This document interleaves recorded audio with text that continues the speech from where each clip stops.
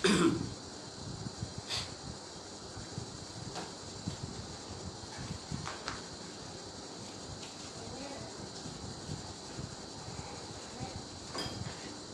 minasyaitonirrajim. Bismillahirrahmanirrahim. Assalamualaikum warahmatullahi wabarakatuh. Innal hamdalillah nahmaduhu wa nasta'inuhu wa nastaghfiruh wa na'udzu billahi min shururi anfusina min sayyiati a'malina. May yahdihillahu fala mudilla lahu wa may yudlil fala hadiya lahu. Asyhadu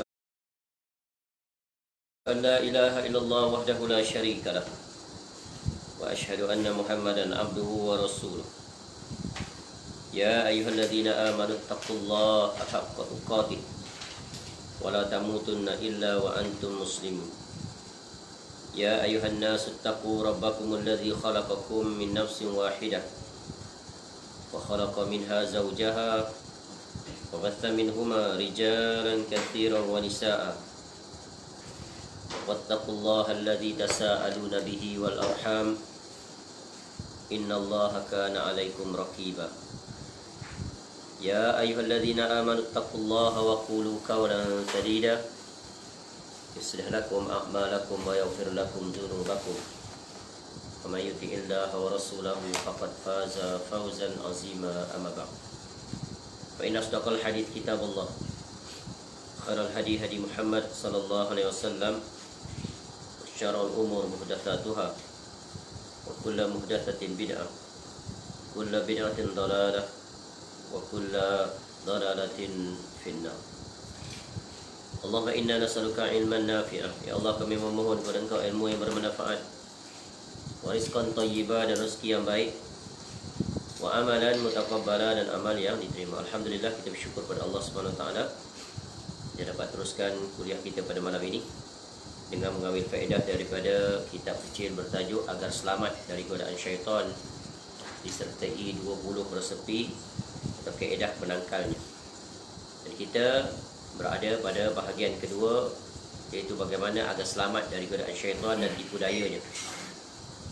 Dan kita berhenti sebelum ini pada poin yang ke-6.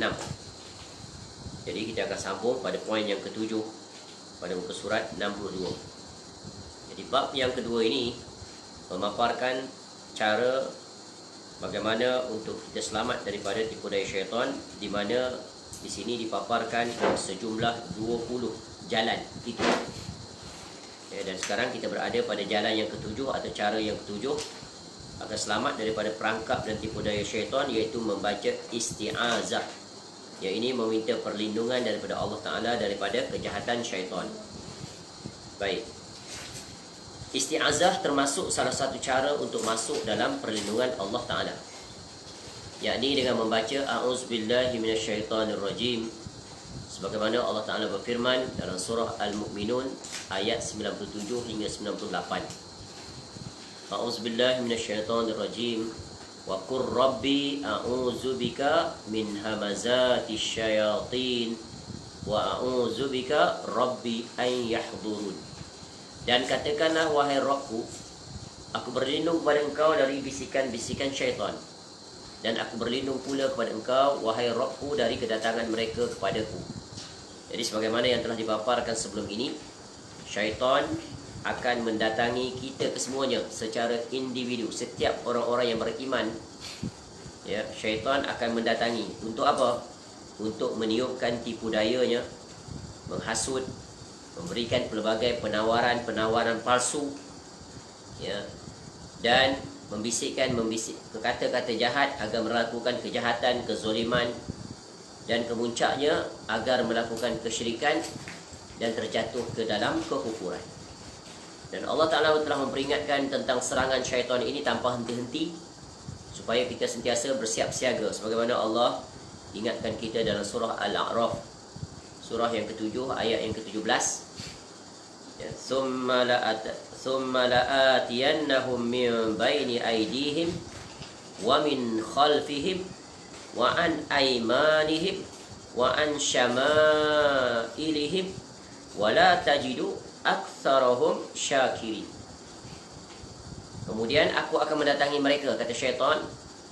Ya, aku akan mendatangi mereka dari arah muka, arah depan, dan dari arah belakang mereka.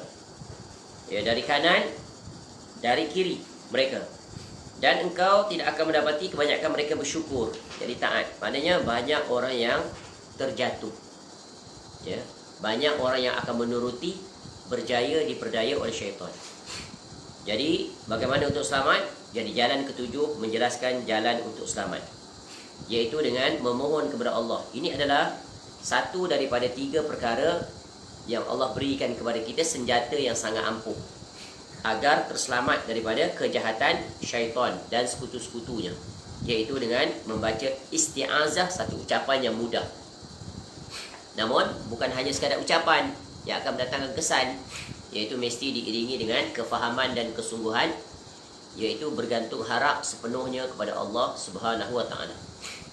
Sebagaimana yang telah kita pelajari dalam bab akidah, memohon kepada Allah ini ya terbahagi kepada 3 jenis. Satu dipanggil isti'anah, yang kedua dipanggil isti'azah ini ya, dan yang ketiga adalah istighatsah. Isti'anah adalah memohon kepada Allah apa saja yang kita minta, dipanjangkan usia, dimurahkan rezeki, dijauhkan daripada ya segala perkara yang dirisaukan dan pelbagai lagi. Ya. Adapun memohon isti'azah ini khusus memohon perlindungan daripada segala kejahatan. Spesifik ya, doa berfokuskan kepada agar selamat daripada terjatuh, tertipu dengan segala kejahatan, sama ada yang nampak ataupun yang tidak nampak. Sama ada kejahatan itu datang daripada makhluk yang tak terlihat, iaitu syaitan atau jin, atau makhluk yang terlihat, manusia, atau selain daripada manusia, seperti apa? Binatang buas dan pelbagai lagi. Jadi ini adalah khusus dinamakan isti'azah.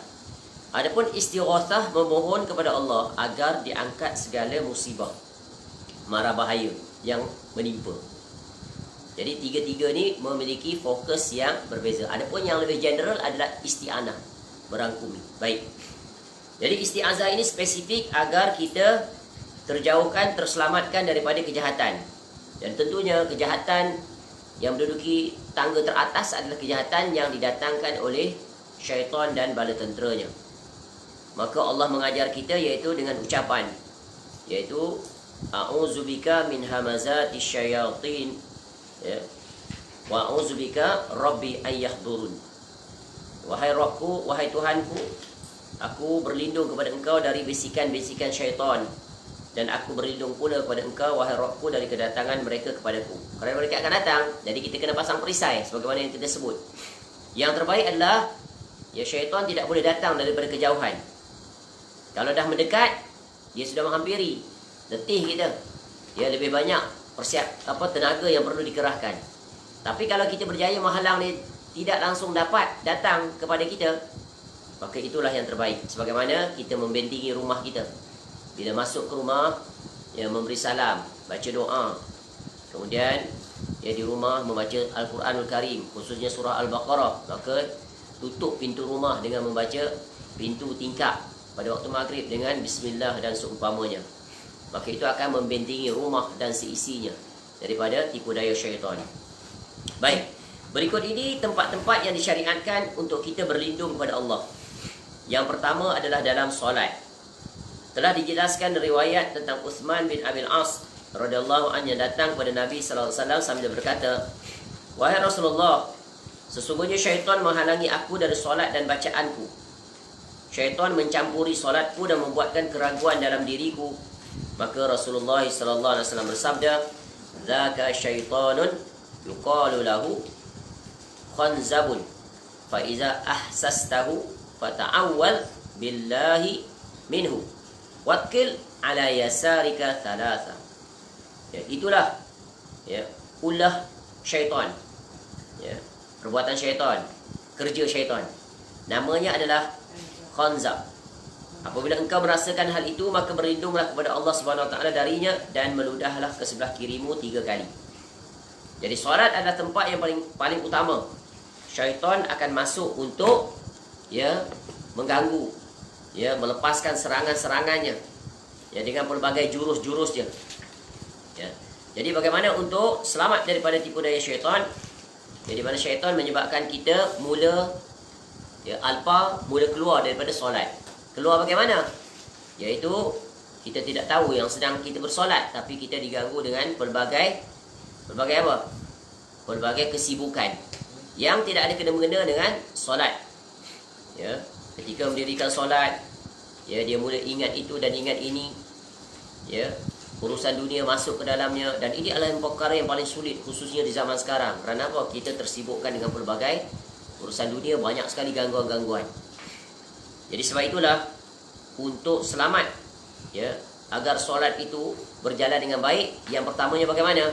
Ketika kita nak masuk ke dalam solat, kita telah membuat persiapan. Kita telah, ya, mempersiapkan diri, aku nak solat sekarang. Ya, jadi jangan tersibukkan dengan apa-apa perkara yang tidak ada kena-mengena dengan solat. Maknanya kita stay focus on top throughout solat until end. Right from beginning, takbir sampai salam. Lawan, mesti lawan. Ya, sebab apa? Sebab syaitan akan melepaskan seluruh, ya, panah-panahnya yang membinasakan itu. Akhirnya solat itu hanya dikira dari sudut bilangan rakaatnya, tetapi tidak memberi bekas terhadap yang mendirikannya. Ini adalah mujahadah yang paling besar yang dilakukan oleh setiap orang yang mendirikan solat. Jadi, ya, berusahalah. Yang keduanya adalah berusaha untuk menghayati apa yang dibaca di dalam solat. Ya, walaupun tak pandai bahasa Arab, hafal. Ya, hafal maksudnya. Contohnya ketika kita bertakbir, ketika itu kita membayangkan kita sedang berdiri di hadapan Allah, maka tak layak dan tak patut untuk kita melakukan perkara-perkara yang tiada kaitan dengan membesarkan Allah. Bila kita bertakbir membesarkan Allah, maknanya yang lain semuanya tiada nilai. Maka itu akan membawa kepada kita, hati kita, ya, terikat fokus hanya kepada Allah. Kemudian ketika mana kita membaca doa iftitah, Allahu Akbar kabira, kita membesarkan Allah lagi. Ibu Bukratan wa asila dan seterusnya, kita memahaminya dengan sebaik mungkin. Kalau tak dapat word by word, at least kita dapat secara kesimpulan ucapan itu tentang apa. Jadi kita menghayati maknanya. Kemudian kita masuk surah Fatihah. Itu adalah surah yang merupakan lautan, ya, lautan ilmu padanya. Ya, betapa ayat itu menjelaskan tentang kebesaran Allah Ta'ala. Ayat itu menjelaskan tentang nama-nama Allah Ta'ala, menjelaskan tentang sifat-sifat Allah Ta'ala, menjelaskan tentang perbuatan Allah Ta'ala. Maka itu adalah bentuk makrifat kita kepada Allah, ya. Dan ia adalah merupakan rukun dan wajib. Maka hendaklah kita berusaha untuk memahaminya. Begitu juga dalam surah Fatihah itu, ya, menjelaskan tentang tauhid, menjelaskan tentang agar kita selamat, sentiasa istiqamah di atas jalan yang benar, agar jangan termasuk dalam kelompok yang sesat dan yang mendapat kemurkaan Allah Ta'ala. Begitulah seterusnya, ya, zikir-zikir yang kita baca dan pelbagai lagi. Ya, maka itu akan membuatkan kita terikat dan fokus selamat daripada, ya, tipu daya syaitan yang membawa kita, ya, membuai-buai kita sehingga terlupa berapa rakaat dan sebagainya. Ya, sehingga terlupa. Ya, sedar-sedar dah salah. Jadi ini adalah perjuangan sepanjang usia kita. Ya, syaitan pasti akan datang. Ya, dan semua orang akan diganggunya sesuai dengan tingkat jauh dekatnya mereka itu dengan Allah Ta'ala. Kemudian yang seterusnya, B adalah ketika membaca Al-Quranul Karim. Allah Ta'ala berfirman, فَإِذَا قَرَأْتَ الْقُرْآنَ فَاسْتَعِذْ بِاللَّهِ مِنَ الشَّيْطَانِ الرَّجِيمِ. Apabila engkau membaca Al-Quran, hendaklah engkau meminta perlindungan kepada Allah dari syaitan yang terkutuk. Surah An-Nahl ayat 98. Apa maknanya? Syaitan pun akan mendatangkan. Baca sikit sudahlah. Baca cepat-cepat. Contoh, ya, baca sajalah. Faham tak penting. Nampak tak? Banyak tak syaitan datang, khususnya dia nak menghalang kita dari memahami apa yang kita baca. Ya, jadi kita kena lawan. Biar kita baca satu ayat tapi kita faham dan kita tadabbur, mendatangkan manfaat, itu lebih baik daripada kita baca cepat, laju, dapat sampai 6 muka surat, setiap selesai solat tapi tak faham apa-apa. Jadi syaitan ni dia akan melepaskan jurusnya sesuai dengan kondisi orang tersebut. Jadi kita membaca Al-Quran itu sesuai dengan hak Al-Quran. Ya, sudah tentu yang pertama waratil Quran tartila. Yang kedua adalah tadabbur, supaya kita terselamat daripada ancaman Allah. Afala yatadabbaruna al-Quran am ala qulubihin aqfaluha. Jadi tertibnya dalam baca Quran ini adalah ikut aturannya. Ya, baca, fahami, hayati, tadabbur, kemudian ambil faedah. Kemudian ia cuba laksanakan dalam kehidupan. Dan itulah tujuan Al-Quranul Karim yang diturunkan oleh Allah. Jadi kena lawan dengan syaitan ini. Kalau tidak, dia akan membawa kita jauh daripada Al-Quran. Al-Quran hanya dikenali di kalangan masyarakat Islam ni bila? Ya, pada hari Khamis malam Jumaat. Kemudian bila lagi? Ya, itu pun surah Yasin yang dia kenal. Dan Nabi SAW tak suruh dia kenal hanya surah Yasin saja. Ya, dia telah menzalimi Al-Quranul Karim kalau diukur dari segi neraca logika. Tapi agama bukan logika. Sayang, apa yang diperintahkan oleh Nabi SAW dia tidak buat. Apa yang Nabi SAW tak perintahkan dia bersungguh-sungguh buat. Berjaya tak syaitan menipu di situ? Berjaya. Al-Quran hanya dikenali pada malam Jumaat. Ya. Dan masjid pun penuh. Dan diadakan acara membaca mengikut SOP yang ditetapkan oleh manusia, bukan oleh Nabi SAW. Syaitan berjaya lagi menipu. Tapi hikmah juga yang besar dengan datangnya COVID, majlis-majlis itu ya, tak berlaku. Alhamdulillah. Ya. Tak protes pula dia pada Allah Ta'ala. Tapi cuba lihat nanti dibuka, itulah yang dia baca. Itu jugalah dia. Berjayanya syaitan menipu manusia, memalingkan fungsi Al-Quranul Karim. Bila pula lagi dibaca? Ketika mati. Padahal Al-Quran bukan untuk orang mati. Al-Quran untuk orang hidup. Dia ada manfaat lagi untuk orang mati. Sebab Al-Quran hudan linnas. Ya. Itu sebagai furqan. Syahrul Ramadan alladzi unzila fihi al-Quran hudan linnas wa bayyinatin minal huda wal furqan. Itulah dia. Tapi maksud dan tujuan itu berjaya dipalingkan oleh syaitan. Akhirnya manusia menjadikan Al-Quran hanya hiasan, bacaan yang penuh indah, merdu. Ya, sungguh-sungguh dia di sudut itu taranum bagai, tapi tak hidup dalam masyarakat. Masyarakat tak tercermin daripada apa yang diperintahkan dalam Quran yang dia baca. Ya. Masya Allah, akhlaknya, ya, dari segi ya, muamalahnya, dan pelbagai lagi kita lihat tidak tercermin daripada manifestasi membaca Al-Quranul Karim. Sebab apa? Syaitan telah berjaya menipu mereka, jadikan Al-Quran itu hanya pada sempena-sempena tertentu, ataupun untuk upacara-upacara tertentu, ataupun untuk pertandingan-pertandingan tertentu. Jadi Al-Quran tidak hidup. Jadi kenapa? Kerana mengikuti tipu daya syaitan. Al-Quran dikenali bila lagi? Majlis khataman. Berbangga dia, anak saya telah khatam Al-Quran 30 juzuk. Buat kenduri bagai pulut kuning. Tutup. Lepas tu bila buka, nanti kahwin. Buat pula khatam 30 juz 30. Itu pun baca daripada surah Wadduha sampai surah An-Nas. Orang Melayu ni bab ni memang kreatif dia. Tapi itu semuanya adalah tipu daya syaitan. Ikutlah cara bagaimana Nabi SAW mengajar kita berinteraksi dengan Al-Quran. Baik, itu secara ringkas. Hidupkan Al-Quran dalam rumah kita. Pastikan anak-anak membacanya. Dan pastikan anak-anak memahaminya. Ya, beli Quran terjemahan. Setiap orang satu. Setiap orang satu, bukan kongsi. Ya, orang sekarang, setiap bilik anaknya satu dia belinya. TV, flat screen. Setiap bilik ada satu TV masing-masing. Kau tengoklah channel apa kau nak tengok. Sungguh musibah dan bencana. Sepatutnya setiap anak itu diberikan satu Al-Quran, komplit terjemahan dan tafsiran. Ajar anak how to read Al-Quran and understanding of it and how you practice it. That's the most important. Faham? Jangan hanya baca-baca, tapi lihat terjemahan di sebelahnya. Ya. Tanamkan kecintaan kepada Al-Quranul Karim. Ya, baik. Kemudian jalan yang ketiga adalah ketika memasuki kamar kecil. WC. WC.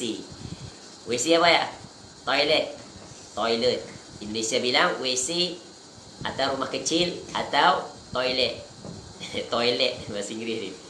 Pronunciation-nya begitu. Tapi kalau kita toilet. Ya. Tandas. Ketika masuk kamar kecil, ya, dia ada kamar kecil, kamar besar. Masya Allah. Rasulullah SAW membaca, ya, sebelum nak masuk tandas, mula-mula baca bismillah dulu. Ini bismillah bukan bismillahirrahmanirrahim. Bismillah saja yang kita sebut. Nabi SAW ni ajar very spesifik tau. Very minute, very particular. Kalau tempat baca bismillah, bismillah saja. Ada dua istilah, basmalah dan tasmiyah. Ya. Bismillah ada tempatnya, bismillahirrahmanirrahim ada tempatnya. Maka just copy paste. Kalau Nabi SAW membaca bismillah, kita pun membaca bismillah. Kalau Nabi SAW baca bismillahirrahmanirrahim, kita baca sama seperti Nabi SAW. Barulah itu namanya ittiba'ur rasul. Syaitan walaupun benda kecil macam tu pun dia masuk. Kita berasa betul lah masalah, baca full lah. Tapi dalam hadis pun baca bismillah. Sebelum masuk tandas, baca dulu bismillah. Bukan dah masuk, before you enter the door, your right leg, kaki and right pula, left. Ya, sebelum left tu masuk, baca bismillah. Kemudian baca doa ini. Allahumma inni a'udzubika minal khubsi wal khaba'ith. Ya Allah, Allahumma, wahai Tuhanku, aku berlindung kepada Engkau dari syaitan lelaki dan syaitan perempuan. Nampak? Syaitan berjantina, ada lelaki ada perempuan. Khubuthi. Ya. Baik. Jadi bismillah, contoh di sini di tandas ni. Ada lagi bismillah tempat lain yang banyak kita ya baca penuh. Di mana? Ketika makan Nabi SAW. Ketika sebelum makan, baca bismillah saja. Tak sampai Ar-Rahman, Bismillahirrahmanirrahim tu. Banyak hadis menjelaskan ini. Ketika Nabi SAW menjelaskan kepada seorang anak kecil, ya ghulam betul. Ya. Samillah kul bi yaminik.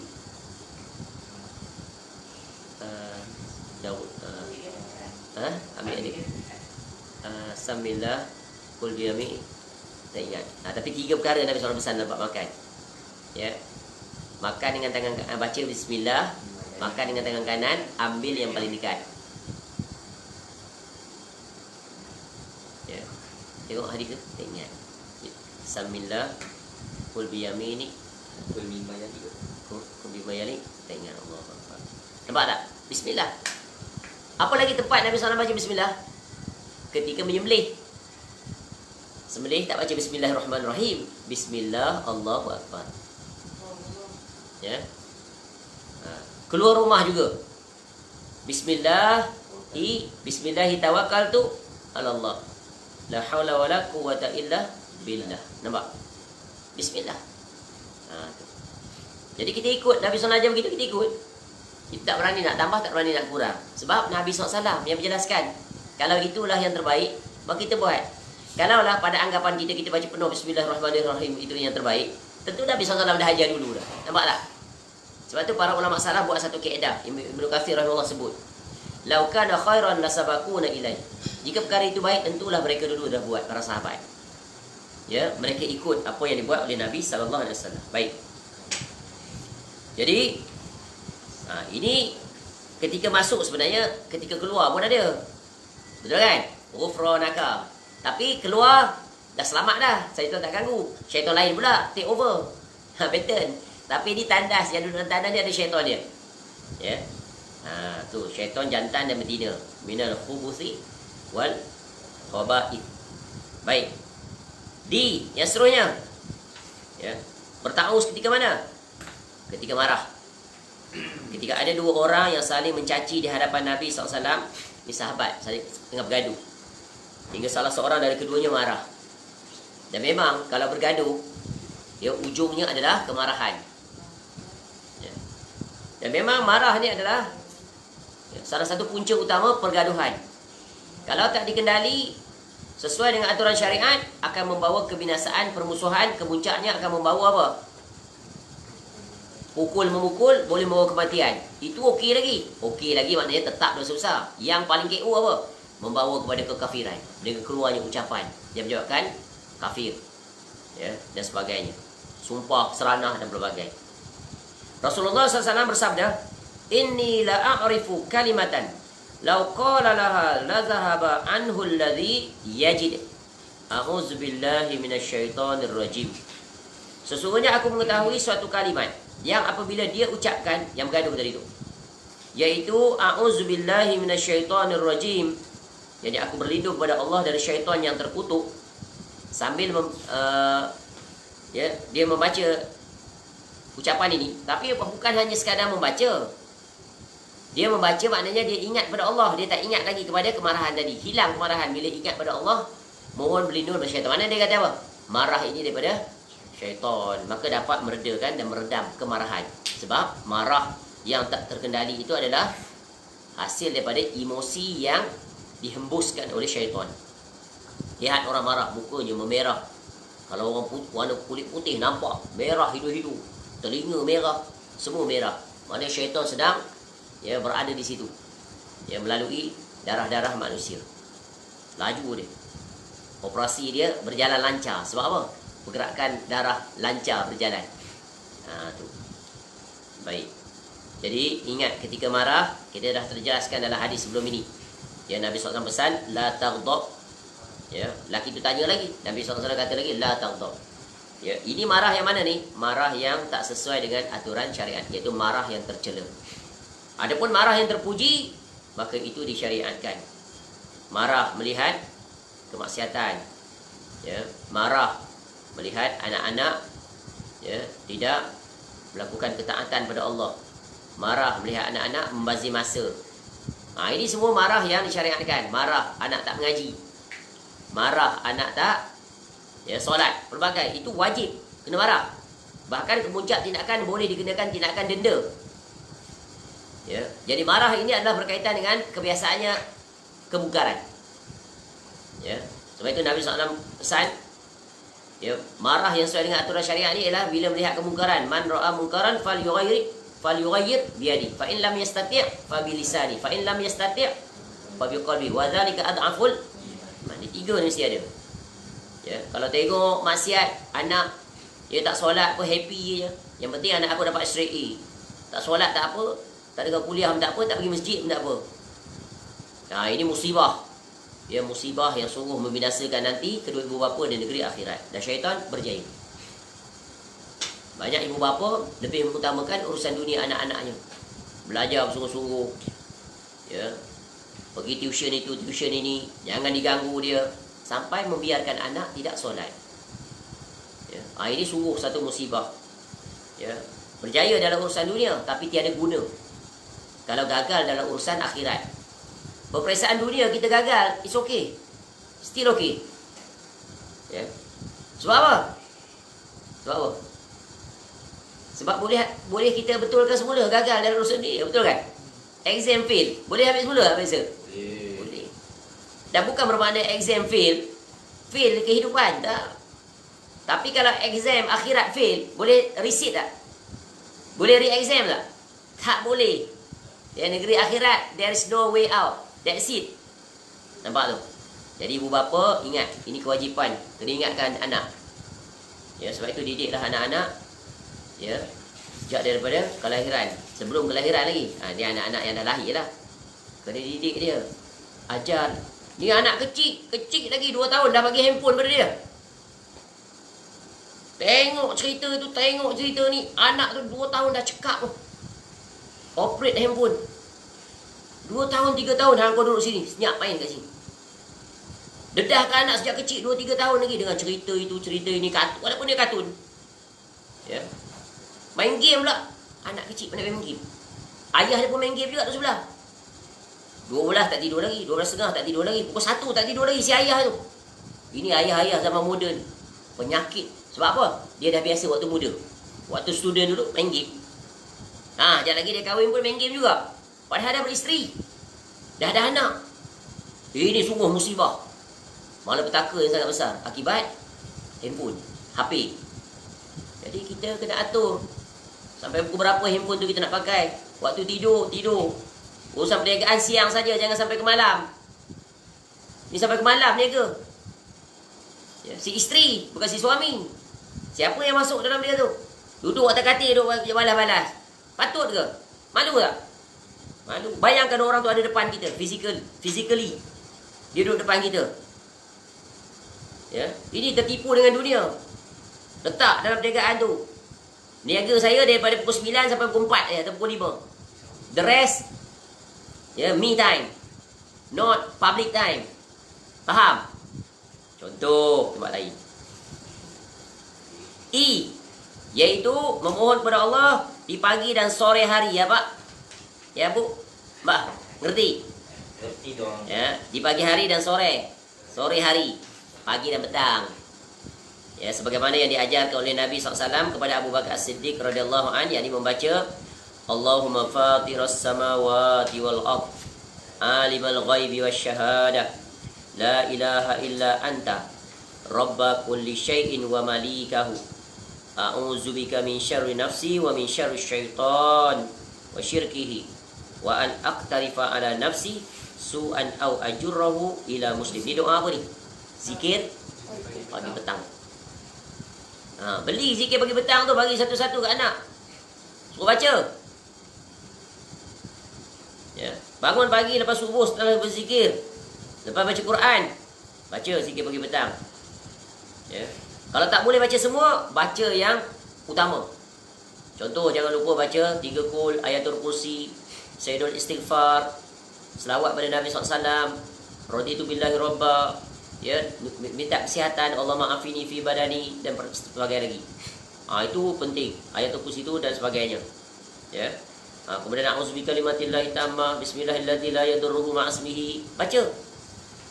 Yang ini, ya, baca. Letak dalam handphone. Masing-masing anak ada satu handphone. Letak situ. Kalau ada orang jual banner besar tu, beli satu, letak kat rumah ruang tamu. Nampak? Bawa ada syiar. Rumah kita ni kita ada syiar agama. Ya, ni syiar maksiat dalam rumah. Ya, poster-poster pelakon, pemain bola penuh dalam bilik anak dia. Ya, idola dia siapa? Pelakon Korea, penuh. Ya. Lelaki Korea tu macam perempuan. Licin muka jadi idola. Pelik baik ajaib, anak lelaki jadi begitu. Puncaknya pergi jadi apa? Kasar, bahasa kasar, jadi pondan. Tengok Korea tengok video-video dia, lelaki dia macam mana? Licin aja. Betul kan? Anak lelaki pun habis cukup.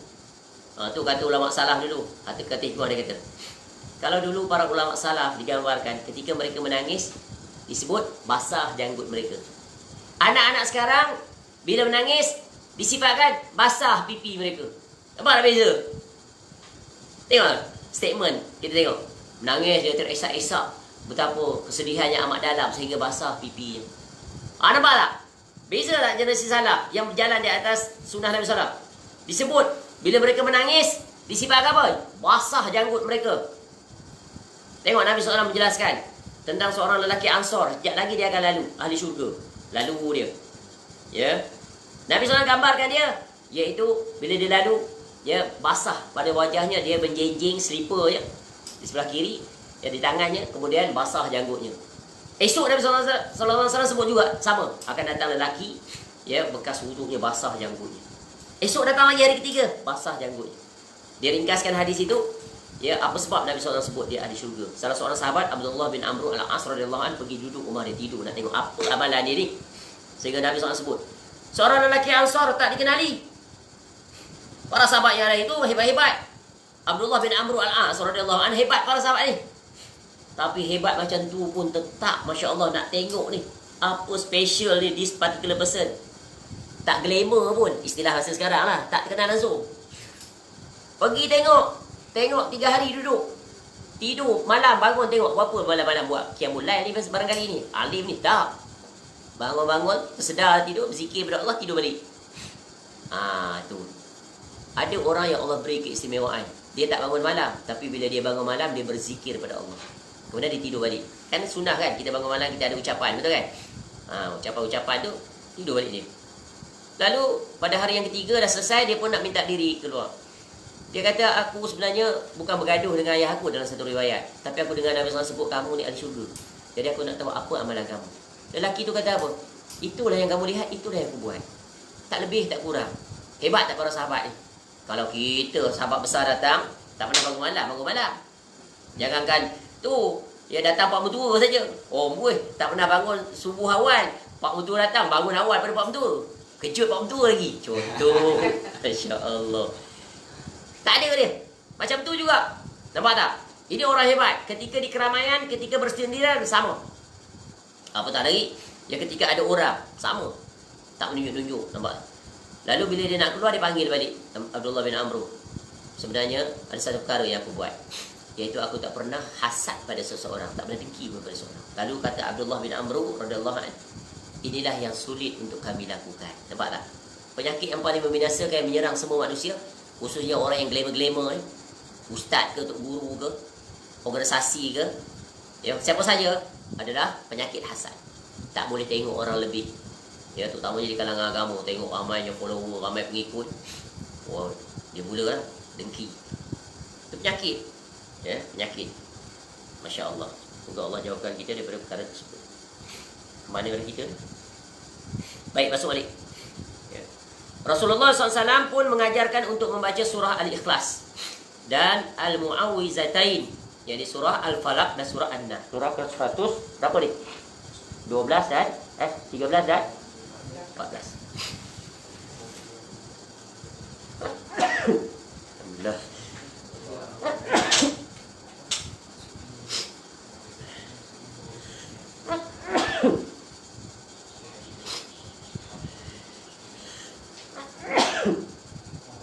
Sofi Rahman baca surah Al-Falaq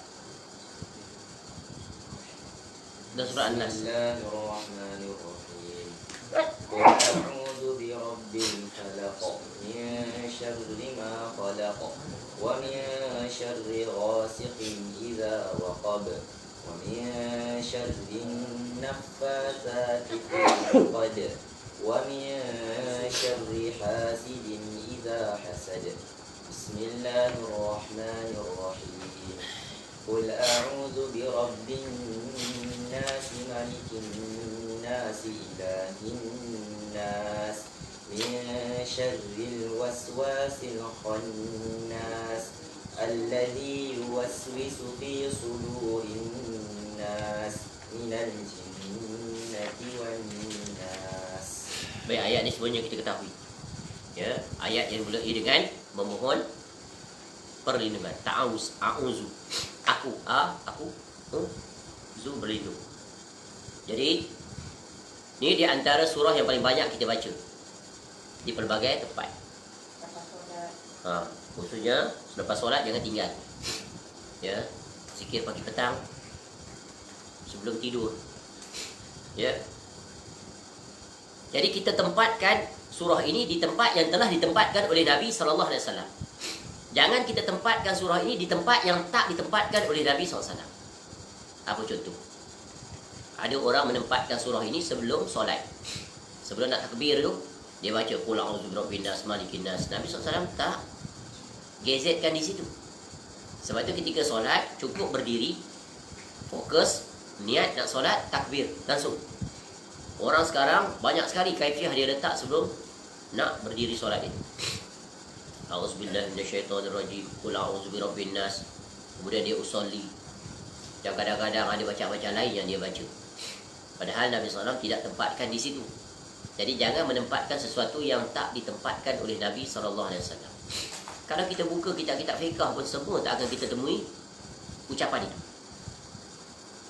Kita tengok, kita sebut tentang solat, ya, tentang apa dari akrab dengan Al-Quran. Kita tengok definisi solat.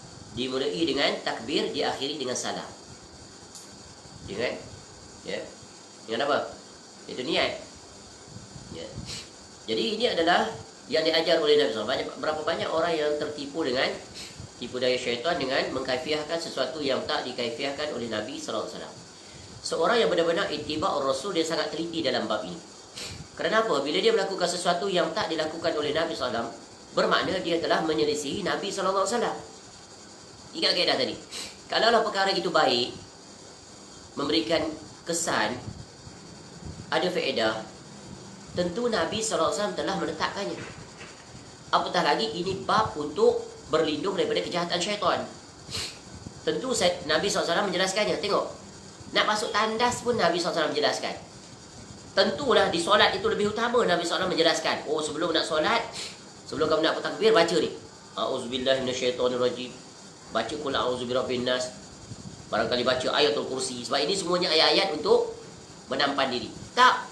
Nabi SAW terus berdiri, terus bertakbir membesarkan Allah. Nampak tak? Itu. Tapi bila syaitan berjaya menipu, dia datangkan pelbagai jarum-jarum halus je, mendatangkan waham dan memberikan keyakinan bahawa apa yang dia buat itu adalah benar. Padahal apa yang dia buat itu adalah perkara yang batil. Akhirnya apa jadi? Orang yang membaca di awal tu, dia akan terkena penyakit apa? Was-was yang membinasakan. Dan betapa banyak orang kita lihat seperti itu. Masya Allah. Kemudian ketika nak tidur, bukan tadi 3 tu. Kemudian baca bismillahilladzi la yadurruhu ma'asmihi syai'un fil ardi wala fis sama'i wa huwas samiul alim. Ucapan ini 3 kali. Ini zikir pagi petang. Dengan nama Allah yang dengan namanya tidak ada sesuatu pun yang membahayakan di bumi maupun di langit. Dia Maha mendengar dan Maha mengetahui. Zikir pagi petang ini kita baca selepas subuh itu, selepas kita berzikir kepada Allah dengan zikir setelah solat, maka setelah itu kita berzikir dengan zikir ini. Baca. Dan kalau Nabi SAW baca 3 kali, kita baca 3 kali. Jangan kita pergi tambah jadi 7 kali. Kita pun sebar. Okey, ini kaifiah untuk selamat daripada COVID-19. Baca 7 kali. Baca 300 kali. Dengan satu nafas baca. Ini siapa datang mana kaedah ni? Nampak tak? Ini semuanya adalah tipu syaitan. Syaitan dia akan masuk jurusan yang paling digemari oleh ahli ibadah. Ahli ibadah ditipu dengan jurusan itu. Dengan apa? Menggezekkan sesuatu amalan-amalan. Mengikut kaedah masing-masing. Kalau ada 10 tok guru, 10 tok guru akan buat prosedur masing-masing. Jadi tinggalkan tok guru tu. Yang kita nak tetap bersama satu guru saja, iaitu Nabi SAW. Baik, F, ketika nak tidur. Dari hadis Aisyah radhiyallahu anha disebutkan bahawa Rasulullah SAW apabila nak tidur, beliau SAW meniup kedua tapak tangannya sambil membaca Al-Mu'awwizat, yakni surah-surah untuk memohon perlindungan. Yakni 3 kul tadi. Sebelum tidur. Ini semuanya tahu insya-Allah. Betul kan? Baca 3 kul, tiup daripada kepala sapu sampai ke anggota tubuh badan mana yang dapat dicapai. Itu yang diajar oleh Nabi SAW. Kemudian mengusap kedua tapak tangan beliau ke seluruh tubuhnya. Ni jangan lupa. Mengantuk macam mana pun. Contoh kita duduk di atas bas, atas pesawat malam nak tidur, baca. Jangan ingat ketika kita tidur malam aja, tak. Tapi biasa kita tidur malam lah kita baca yang ni, betul kan? Adapun tidur tengah hari dan sebagainya tu ringkas saja. Ini tidur yang panjang. Sebab disebut sebelum nak tidur waktu malam. G, ketika singgah di suatu tempat. Man nazala manzilan summa qala a'udzu bikalimatillahi tammati min syarri ma khalaq. Lam yadurruhu syai'un hatta yartahila min manzilihi dzalik. Barang siapa singgah di suatu tempat, di sini dah sebut dalam musafir. Kemudian dia mengucapkan ucapan ini, aku berlindung dengan kalimah-kalimah Allah yang sempurna dari kejahatan apa saja yang diciptakannya, maka tidak ada sesuatu pun yang akan membahayakannya hingga ia bertolak kembali dari persinggahan tersebut. Jadi kita bersinggah di tempat mana, khususnya dalam permusafiran. Sebab permusafiran kita akan singgah di tempat-tempat yang tidak kita ketahui, tempat-tempat yang asing. Jadi kita tidak tahu kejahatan apa yang ada di tempat tersebut, sama ada daripada yang kita nampak dan yang tidak kita nampak. Maka kita baca zikir ini, doa ini, a'udzu bikalimatillahi tammati min syarri ma khalaq. Aku berlindung dengan kalimah-kalimah Allah yang sempurna dari kejahatan apa saja yang diciptakannya. Kebaikan, keburukan, kejahatan, kemanfaatan, semuanya daripada Allah. Dan ini adalah berada di dalam ilmu dan takdir Allah. Dan Allah mengajar kita bagaimana nak selamat. Jadi jalan selamatnya adalah jalan yang sangat mudah, iaitu apa? Bergantung kepada Allah. Kerana Allah lah yang mencipta kejahatan dan kebaikan. Tugas kita adalah bergantung kepada Allah. Sebab itu seorang yang dekat dengan Allah, dia segala kerja buatnya sentiasa bergantung kepada Allah, bukan atas usaha dia, bukan. H, ketika mendengar ringkikan keldai ataupun lolongan anjing. Rasulullah SAW bersabda, "Idza sami'tum siyahad diyakah fas'alullaha min fadli fa innaha ra'at malakan." Fa innaha ra'at malaka. Wa idza sami'tum nahiqal himar fata'awwadhu billahi minasyaitan fa innahu ra'a syaitana. Apabila kamu mendengar kokokan ayam, apa itu tu? Kukuruyu.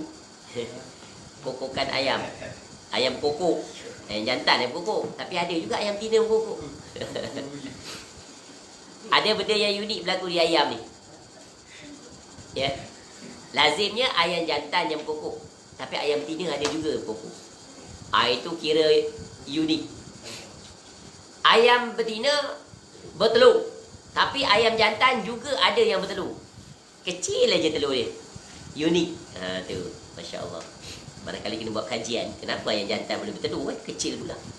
Dan kalau dieramkan tak menetas. Dan apabila kamu mendengar ringkikan keldai, maka mintalah perlindungan kepada Allah dari syaitan, kerana keldai itu telah melihat syaitan. Kita tak adalah keldai tempat kita. Tempat kita ada anjing. Anjing. Dan Rasulullah SAW bersabda, ni anjing pula. Idza sami'tum lubahal kilabi wa nahiqal humur bil laili fata'awwazu billahi fa innahunna yarayna ma la tarawun. Apabila kamu mendengar lolongan anjing, salakkan anjing. Panjang kan anjing serigala. Ni dalam filem ni, syirik ni filemnya. Lolongan anjing panjang tu nanti Dracula datang. Hantu mula keluar pada bulan mengambang. Ni nampak tu. Betapa syaitan menipu. Padahal bulan yang mengambang tu menandakan kebesaran Allah. Tak ada kena-mengena dia. Bulan mengambang tu adalah hari-hari putih dalam Islam. 13, 14, 15. Ya, dah ringkikan keldai di malam hari, maka berlindunglah kepada Allah. Kerana anjing dan keldai itu melihat apa yang tidak kamu lihat. Ini Allah bagi keistimewaan pada beberapa haiwan ciptaan Allah. Jangan disalahkan anjing pula. Oh, anjing itu syaitan. Bukan. Ya. Tu. Dia faham? Anjing hitam.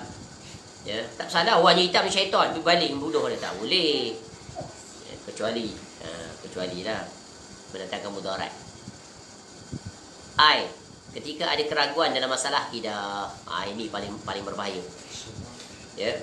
Rasulullah SAW bersabda, ya'ti syaitanu ahadakum fayaqul man khalaqa kaza man khalaqa kaza hatta yuqal man khalaqa rabbak fa iza balaghahu falyasta'id billahi wal yantah. Syaitan akan mendatangi salah seorang daripada kamu sambil berkata, siapa yang menciptakan itu? Ya. Siapa yang menciptakan ini dan itu? Bagus dia, trik dia mula-mula. Siapa ciptakan langit? Siapa ciptakan bumi? Oh, Allah. Kemudian syaitan pun masuk. Siapa yang menciptakan roh kamu? Nampak tak? Bila dah dapat soalan tu, ya, maka Nabi SAW ajak minta perlindungan kepada Allah. Dah hendaklah ia berhenti. Ni. Tengok. Ahli kalam ni ke sini. Ya. Ketika mana kita menetapkan Allah itu istiwa alam arsh fis sama', syaitan bisik kat dia. Sebelum ada arash tu Allah di mana? Nampak tak? Allah tak suruh tanya soalan tu. Nabi SAW tak suruh tanya yang itu. Nabi benarkan pertanyaan setakat aina Allah saja. Jawabnya fis sama'. Ni ahli kalam ni, Tok Guru Aristotle ni, Tok Guru dia gunakan. Ya. Dia masuk soalan yang tak perlu dia tanya. Kalau dia tanya pun tak meningkatkan keimanan dia, bahkan membawa pada kesesatan. Contoh, dia menafikan Allah turun ke langit dunia 1/3 dunia. Dia kata kalau Allah turun di Malaysia ni, ya, yang mana satu dia turun mereka siang lagi. Jadi Allah ini enggak ada kerjaan. Setiap hari turun saja kerjanya. Nampak tak? Jahatnya mulut ahli kalam ini. Masya Allah. Ni ditipu oleh syaitan. Imani saja. Allah dia maha berbuat. Ya, kamu tu, ya, tidak ditanya apa yang dibuat oleh Allah. Kamu tu yang akan ditanya. Jangan tanya apa yang Allah perbuat. Itu dalam Quran ada disebut. Orang-orang seperti ini menggunakan akal yang rosak. Akal tu memang berfungsi untuk digunakan, tapi dengan neraca wahyu. Bahkan boleh dibantah dia tu. Dia kata kalau Allah tu turun pada 1/3 langit dunia, kan hari kita Malaysia dengan Amerika tak sama. Nampak tak? Allah dia maha berbuat. Baik, kita tanya dia. Allah menyebutkan bahawa, Nabi SAW menyebutkan hari kiamat berlaku pada hari apa? Jumaat yang mana satu? Jumaat di Amerika ke Jumaat di Malaysia? Kan berbeza-beza Jumaatnya. Ada yang baru masuk, ada yang nak masuk, ada yang telah masuk, ada yang pertengahan, ada yang hujung. Semua tu tengok betul. Ya, Meridian Greenwich time tu. Ya, dalam sekarang tengok waktu tu. Jadi kiamat yang mana satu? Itu baru bab kiamat. Allah Ta'ala ya jauh daripada apa yang dibayangkan oleh manusia. Rosaknya ahli kalam. Sampai mereka mempermain-mainkan, menghina-hina, yang menunjukkan Allah itu seperti itu. Subhana rabbika rabbil izzati amma yasifun. Maha suci Allah daripada apa yang ahli kalam itu sifatkan. Binasa mereka itu. Ya ni. Sepadan ni dengan hadis ini. Mereka memikir-mikir Allah itu seolah macam makhluk. Ini penyakit ahli kalam ni. Dia mula-mula mentasbihkan Allah. Oh, ini tak mungkin ni. Macam makhluk ni.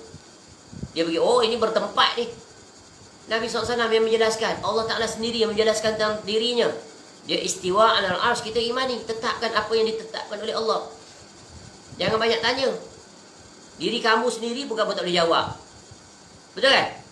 Ni mata kamu ni. Mata kamu pun kamu tak boleh lihat mata kamu. Boleh tak mata melihat mata? Mata melihat diri sendiri, boleh? Tengok mata, tengok mata kamu. Tak boleh nampak. Apa yang berlaku dalam perut kamu sekarang pun kamu tak tahu. Darah kamu speed highway dia berapa laju dalam each of your veins throughout this fluid mechanic calculation. Berapa speed dia sekarang? Ketika kamu makan, berapa kelajuan dia? Ketika kamu tak makan, lapar, berapa kelajuan dia? Apa perut kita buat sekarang ni?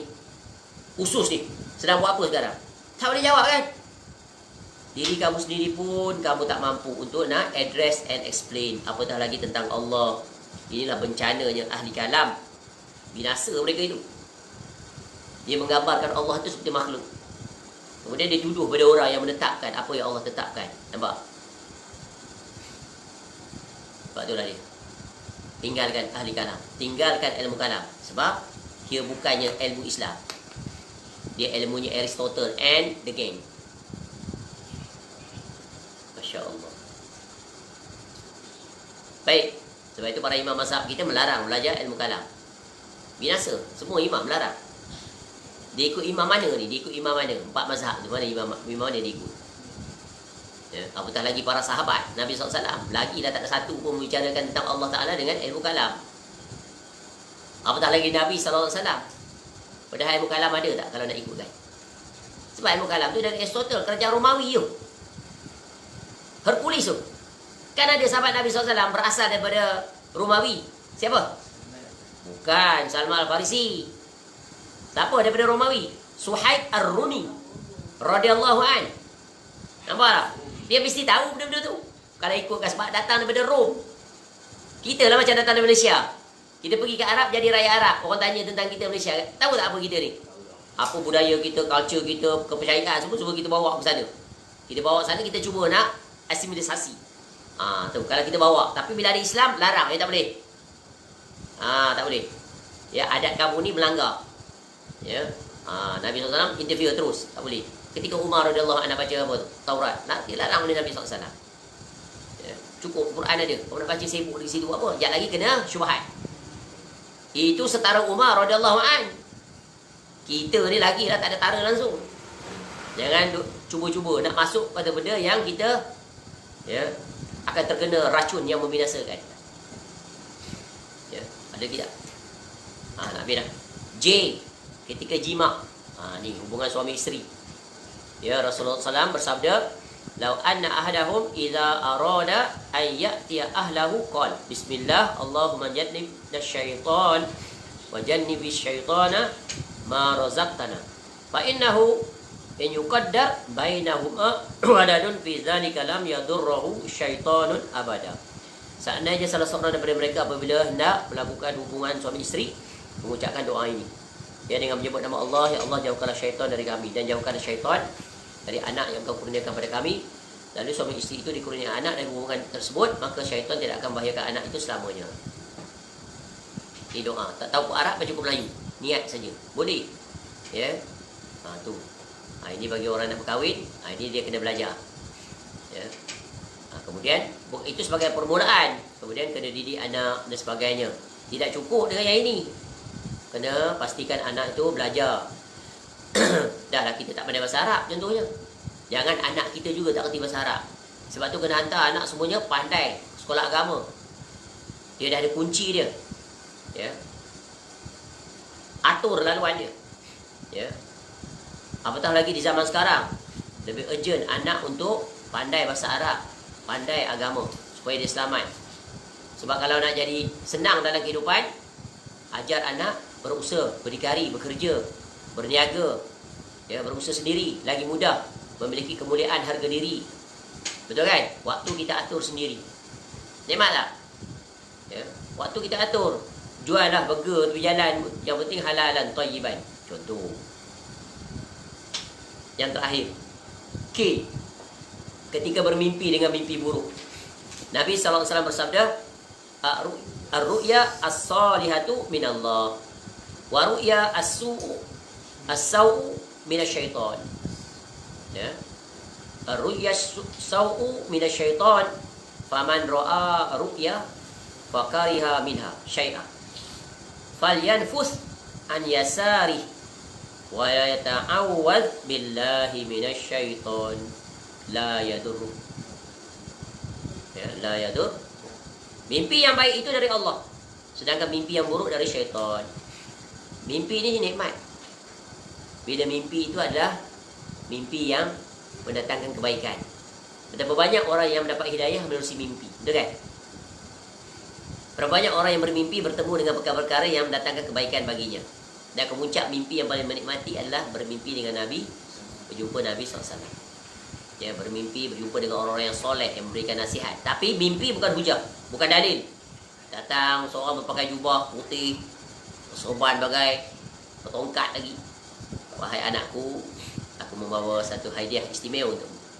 Ini adalah zikir yang akan aku ajarkan kepadamu, maka beramallah dengannya. Dan sampaikan kepada orang lain. Itu bukan mimpi yang baik. Sebab syariat telah sempurna. Itu maknanya syaitan merupa, menipu, nak menggezekkan satu amalan. Ya. Sebab apa? Kita telah dicukupkan dengan amalan yang ditinggalkan oleh Nabi SAW. Tak perlu lagi sesiapa datang dalam mimpi. Ya. Ada juga syaitan berupa seperti itu juga, tapi mengajar ilmu special. Ilmu kebal, ilmu boleh berawat orang. Ya, sentuh saja, bawa buah limau sebiji, letak tempat sakit, sembuh. Tapi ada syarat, nanti bagi pengeras. Itu ilmu daripada syaitan, tinggalkan. Sebab ada syarat, nanti dia letak syarat. Ya, apa syarat dia? Barangkali setahun sekali kena buat itu ini. Ataupun orang yang sembuh sakit kena bagi pengeras. Kadang pengeras tak masuk akal. Duit 1 sen, dulu zaman dulu duit 1 sen dia tak. Duit 5 sen, dulu ada duit 1 sen. Sekarang ada lagi tak? Tak ada. 5 sen ada? Masih ada. Ya, minta jarum. Ya. Minta ayam. Tak kira lah nak ayam ke, ibu ayam ke, jantan ke, betina. Kadang letakkan ayam putih, ayam hitam. Itu apa tu? Itu bentuk penyembahan, iaitu bentuk korban kepada jin dan syaitan sebagai tanda terima kasih. Ini kan bahaya. Ya. Kalau tidak mengetahuinya, ya mudah-mudahan Allah ampuni sebab dia tak tahu.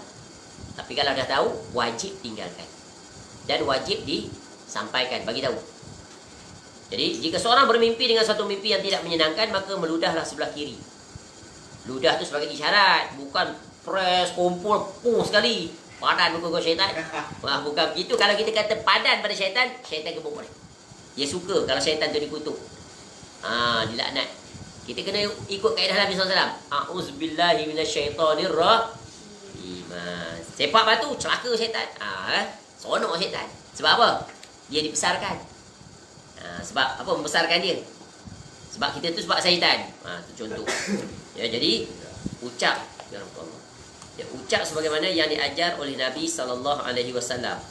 Ya, sebab ucapan-ucapan yang diajar itu semuanya adalah ucapan-ucapan yang membinasakan syaitan. Ya, syaitan terkalahkan dengan doa-doa tadi. Contoh yang lain. Sebab itu, ya. Satu lagi, kadang-kadang kita ni suka berkalau-kalau, berandai-andai. Kalaulah, dululah. Kalau aku belajar tak jadi begini. Ya, kalaulah aku, ya, Kalaulah aku tak keluar, dia benar nasihat kau, tentulah aku tak accident pada hari ini. Contoh. Nampak tak? Ada tak selalu orang begitu? Kalau. Ini kalau yang bentuk ini dilarang. Maknanya kalau itu maksudnya menyesali. Menyesali dalam bentuk apa? Ya. Maknanya dia tak redha dengan takdir Allah. Itu maksud dia. Sebab itu kata Nabi SAW, wa in asabaka syai'un fala taqul law anni fa'altu kana kadza wa kadza. Jika kamu ditimpa sebuah musibah, maka jangan berkata seandainya aku melakukan ini dan itu tentu akan begini hasilnya. Itu kan musibah yang kita tak suka. Ya, kalau aku dengar lah cakap engkau semalam, tak jadilah macam ni. Itu begitu. Ya. Lalu kata Nabi SAW, walakin kul qadarullahi wa ma syaa fa'ala. Tu. Ini merupakan takdir Allah dan apa saja yang dikenakinya pasti terjadi. Kena sebut, iaitu itu sebut. Kalau benda-benda ditimpa musibah kita sebut. Ya qadarullah wa ma syaa fa'ala. Fa inna law taftahu amal syaitan. Ya, kerana ucapan. Ya, kerana ucapan apa? Ya, seandainya itu akan membuka perbuatan syaitan. Artinya apa? Akhirnya dia tak redha dengan ketentuan Allah. Tak redha. Itu dia. Syaitan berjaya bila tak redha dengan ketentuan Allah. Maknanya apa? Maknanya kita telah tidak bersetuju dengan Allah Ta'ala. Ini kan dosa. Dosa besar ni. Jika seorang bermimpi dengan satu musibah yang tidak menyenangkan, maka meludahlah sebelah kiri dan berlindung daripada Allah dan syaitan. Maka syaitan tidak akan membahayakannya. Tapi kebiasaan berlaku kalau mimpi buruk ni apa dibuat? Bangun-bangun pagi cerita ke orang. Kalau tadi mimpi dah. Mimpi buruk. Teruk betul lah mimpi. Dikejar oleh babi hutan. Ya, digigit oleh buaya. Tak. Jangan cerita. Kalau mimpi buruk, jangan cerita. Mimpi baik boleh diceritakan. Mimpi buruk simpan. Aus tadi. Boleh faham? Ya, sebab itu adalah daripada syaitan. Baik, selesai sudah. Iaitu nombor 7. Banyak cabang-cabangnya. Iaitu dengan penerapan implementasi. Iaitu ucapan isti'azah yang diajar oleh Nabi SAW. Jadi amalkan. Baik. InsyaAllah panjang umur kita akan sambung. Jalan yang ke-8, berzikir kepada Allah Azza wa Jal dan seterusnya membaca Al-Quranul Karim. Semoga Allah Ta'ala menjaga kita kesemuanya agar selamat daripada tipu daya syaitan dalam kita melakukan sepanjang usia kita, khususnya ketika kita nak kembali kepada Allah di penghujung usia, tetap istiqamah di atas tauhid. Sebab itulah pentingnya memohon kepada Allah, iaitu beberapa doa yang Nabi SAW mengingatkan kita untuk membacanya, iaitu ya mukallibal qulub tsabbit qalbi ala dinik. Ini doa yang diucapkan oleh Nabi SAW dan doa yang digubah oleh para ulama seperti apa? Allah makhtim lana bi husnul khatimah wa la takhtim alaina bi su'il khatimah. Doa yang disebut oleh Imam Ahmad bin Hanbal rahimahullah, Allahumma ahyina 'alal Islam was sunnah. Jadi kita berjalanlah di atas doa-doa itu. Allahumma ahyina wa amisna 'alal Islam was sunnah. Semoga Allah memperkenankan doa kita, memberikan kita istiqamah. Allah jaga kita agar kita selamat, iaitu tetap di atas akidah yang benar, di atas ibadah yang benar sebagaimana ibadah yang dicontohkan oleh Nabi SAW, agar kita berjalan dengannya dan mengajak manusia kepadanya. Dan dengan itu kita mendapat keredaan daripada Allah dan mendapat syafaat Nabi SAW di negeri akhirat. Dengan itu kita berjaya. Ya Allah kurniakan syurga seluas langit, dapat bersama dengan Nabi SAW ma'alladzina an'amta alaihim minan nabiyyin was-siddiqin wasyuhada'i was-salihin wa hasuna ulaika rafiqa. Wallahu a'lam. Subhanakallahumma wa bihamdika asyhadu an la ilaha illa anta astaghfiruka wa atubu ilaik. Sallallahu ala nabiyyina Muhammad wa ala alihi wa sahbihi wasallam. Wa akhiru da'wana alhamdulillahi rabbil alamin. Assalamualaikum warahmatullahi wabarakatuh.